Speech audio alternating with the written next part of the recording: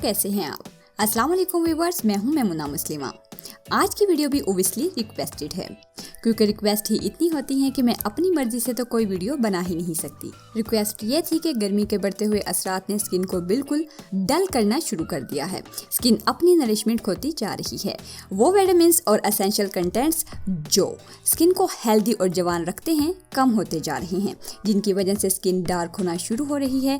तो आज हम बनाने जा रहे हैं एक ऐसा वाइटनिंग सीरम जो स्किन की खुराक बनेगा और इससे वो तमाम विटामिन्स और मिनरल्स फराहम करेगा जो स्किन को अपने यौवन पर बने रहने के लिए चाहिए होते हैं। तो बातों को करते हैं ख़त्म और सीरम को बनाना शुरू करते हैं।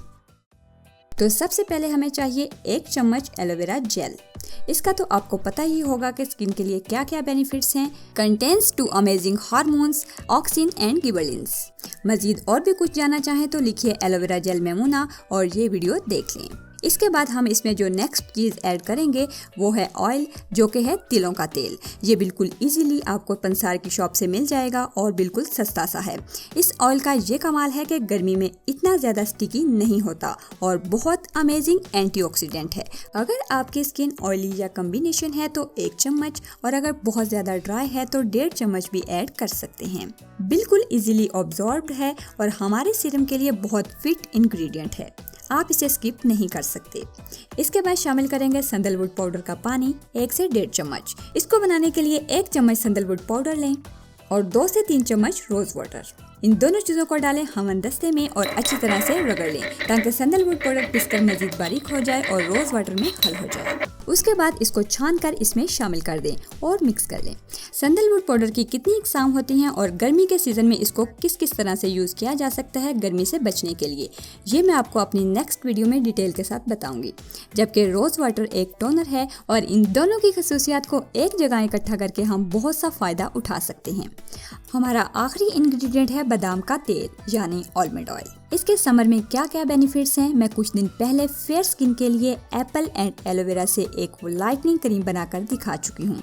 उसमें आलमंड ऑयल यूज़ करते हुए बताया था। देखना चाहें तो लिखिए एप्पल मेमुना और इस लिंक पर क्लिक करके वीडियो देख सकते हैं। शामिल करेंगे 1 चम्मच। अगर स्किन बहुत ज़्यादा ऑयली है तो आप इसे स्किप भी कर सकते हैं।